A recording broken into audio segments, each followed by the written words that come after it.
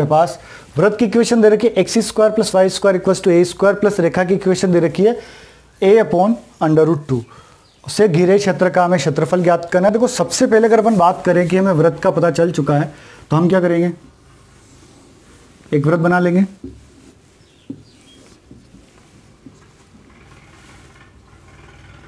Okay, ये इसका हो जाएगा मूल बिंदु और क्योंकि इसकी यहाँ पर a आ रहा है तो यहाँ आ जाएगा, इसकी त्रिज्या आ जाएगी a,0।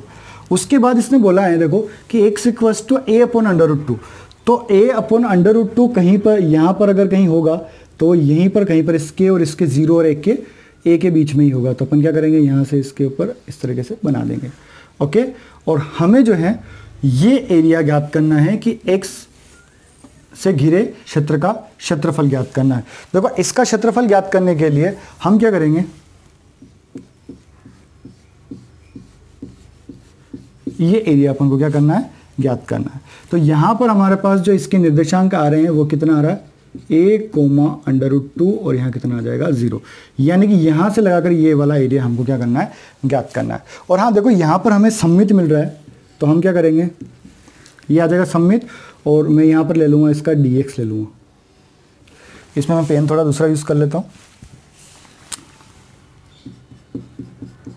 ये एक पतली सी स्ट्रिप ले ली मैंने, कितना आ जाएगा dx। ओके, तो इसकी अगर अपन बात करें तो देखो मैं क्या कर रहा हूँ, यहाँ से वृत्त को y की फॉर्म में लिख रहा हूँ तो यहाँ कितना आएगा a square minus x square और ये आ जाएगा अंडर रूट। और रेखा का कोई लोचा है नहीं है, हमने क्या कर दिया, इसका पॉइंट पहले से पता है तो ये रख दिया और यहाँ से यहाँ तक का एरिया हमें ज्ञात करना है। तो देखो अगर मैं इसकी बात करूँ तो यहाँ पर हमें अभिष्ट क्षेत्रफल निकालेंगे। ओके, देखो कईयों को डाउट होगा कि यहाँ से क्यों नहीं लिया, क्योंकि हमें इस रेखा और वृत्त की से परिबद्ध क्षेत्र का क्षेत्रफल ज्ञात करना है। और अगर मैं इधर वाला क्षेत्रफल लेता हूँ तो मुझे यहाँ से यहाँ तक का लेना पड़ता। और इसने यही कहा है कि ये घिरा हुआ क्षेत्रफल जब तक हमें बोला जाए वो उस तक छोटा ही लेना है। ओके, तो देखो अभिष्ट क्षेत्रफल अगर निकालो मैं तो 2 से मल्टीप्लाई करूँगा। 2 से मल्टीप्लाई क्यों, क्योंकि ये दोनों एक दूसरे के क्या है, सममित है। ओके, जो पास वाला एरिया होता है उसी को निकालना होता है। और यहाँ से हो जाएगा a अपॉन अंडर रूट 2 से लगाकर a तक और y dx। और अगर बात करें अपन तो यहाँ से हमें मिल जाएगा 2a अपॉन अंडर रूट 2 और यहाँ कितना आएगा a की वैल्यू अगर निकालें तो ये कितना आएगा a square minus x square कितना आ जाएगा dx।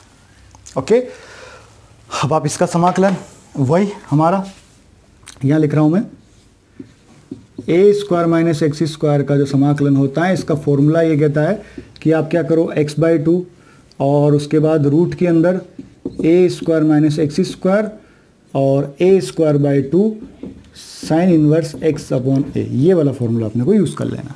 देखो फॉर्म यही वाली, तो यहाँ से उठाकर सीधा का सीधा अपन यहीं पुट कर देंगे तो हमारे पास जो वैल्यू आएगी वो देखो यहाँ आएगा x/2, यहाँ आ जाएगा रूट के अंदर a square minus x square plus a square by 2, यहाँ बनेगा sign inverse x upon a। और यहाँ से अगर वैल्यू रखूँ मैं तो यहाँ पर a upon under root 2 lower limit है और अपर लिमिट हो जाएगी a। ओके, और अब अपन क्या करते हैं, यहाँ से वैल्यू रख देते हैं a की सबसे पहले। तो जैसे मैं वैल्यू रखूँ वहाँ तो यहाँ बनेगा हमारे पास a/2 रूट के अंदर a square minus a square, क्योंकि x की जगह पर अपन को a रखना है। उसके बाद यहाँ बनेगा a स्क्वायर बाई 2। उसके बाद अपन देखेंगे तो sine inverse a upon a, ये तो रखी अपन ने अपर लिमिट। अब बात करते हैं अपन लोअर लिमिट की। तो देखो लोअर लिमिट रखेंगे तो यहाँ पर क्या बनेगा, ये यहाँ बन जाएगा हमारे पास a अपॉन 2 अंडर रूट 2। जब ये वैल्यू यहाँ रखूँगा ना तो ये 2 अंडर रूट 2 और ये 2 मल्टीप्लाई होकर ये बन जाएंगे। फिर उसके बाद रूट के अंदर बनेगा a square minus a under root 2 का whole square plus a square बिल्कुल एज इट इज रहेगा a स्क्वायर बाई 2 और फिर साइन इनवर्स x की वैल्यू आ जाएगी a upon under root 2 into यहाँ पर कितना दे रखा है, ऑलरेडी a दे रखा है, तो ये वैल्यू यहाँ से पुट कर दी जाएगी। ओके, अब देखो जो जो चीज़ कट रही है उनको तो अपन सबसे पहले निपटा देते हैं। यहाँ से अगर आप देखेंगे तो ये तो 0 हो गया, इसको तो कोई फर्क पड़ा नहीं। उसके बाद अगर देखें तो यहाँ से a से a कैंसिल हो जाएगा, तो 1/√2 जो साइन इनवर्स 1/√2 होता है वो वैल्यू होती है π/4 की। ओके, तो देखो आप सोल्व करते हैं यहाँ से, तो हमारे पास ये 2 तो बच रहा है, यहाँ पर भी 2 आ रहा है, यहाँ पर भी 2 आ रहा है। तो काम करते हैं 2 को तो निकाल कर अपन काट देते हैं कॉमन। यहाँ से 2 कॉमन निकाला, यहाँ से 2 कॉमन निकाला और यहाँ से भी 2 कॉमन निकाल के क्या कर दिया, काट दिया। तो 2 की बीमारी तो हो गई ख़त्म। अब हमारे पास जो बचेगा ना वो बचेगा a², ये कट गया तो यहाँ कितना बचेगा π/2।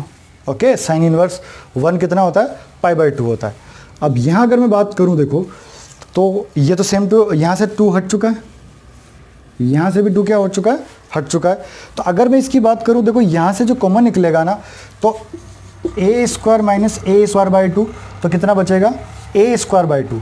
तो यहाँ पर a/√, तो पहले से ही है, और जैसे इसमें से निकालेंगे तो a²/2 बचेगा और उसके ऊपर लगा हुआ है √, तो वापस ये क्या बन जाएगा a/√2, यही बचेगा यहाँ से। उसके बाद यहाँ बच रहा है हमारे पास क्या a² और साइन इनवर्स 1/√2 जो होता है वो होता है π/4, क्योंकि साइन इनवर्स 45 की वैल्यू होती है 1/√2, तो साइन इनवर्स इस तरह से इसकी वैल्यू π/4 आ जाएगी। तो यहाँ इसकी वैल्यू कितनी आ जाएगी π/4, और जैसे मैं अंदर मल्टीप्लाई करूँ तो ये माइनस हो जाएगा और ये भी क्या बन जाएगा, माइनस बन जाएगा। ओके, अब देखें आप ध्यान से, तो यहाँ बन जाएगा a² π/2, फिर यहाँ बनेगा a²2, ओके, और यहाँ बनेगा a² π/4। और अगर मैं इसकी बात करूँ यहाँ से तो देखो यहाँ से मैं क्या कॉमन ले लूँगा, यहीं ले लेते हैं, एलसीएम कर लेते हैं, कितना आएगा 4, ताकि अपन आंसर डायरेक्ट वहाँ लिख लेंगे। तो यहाँ कितना आएगा 2a² π माइनस यहाँ बनेगा 2a² और यहाँ से 4 से 4 हो जाएगा तो कितना आ जाएगा a² π। अगर आप यहाँ से देखेंगे तो मैं क्या कर सकता हूँ, 2a² में से एक a² गया तो कितना बचेगा a² π। यहाँ से 2a² में से ये माइनस हो जाएगा तो कितना बचेगा ये, और अंदर बचेगा कितना 2a² कितना आ जाएगा 4। अब मैं यहाँ से कॉमन निकाल लूँगा, कितना a² को कॉमन निकाल लूँगा, तो a² को मैंने जब कॉमन निकाला तो अंदर जो बचेगा वो कितना बचेगा π-2, और वर्ग इकाई की फॉर्म में आंसर आ जाएगा। ओके, तो इस तरीके से हमारा एग्जाम्पल नंबर 7 होगा।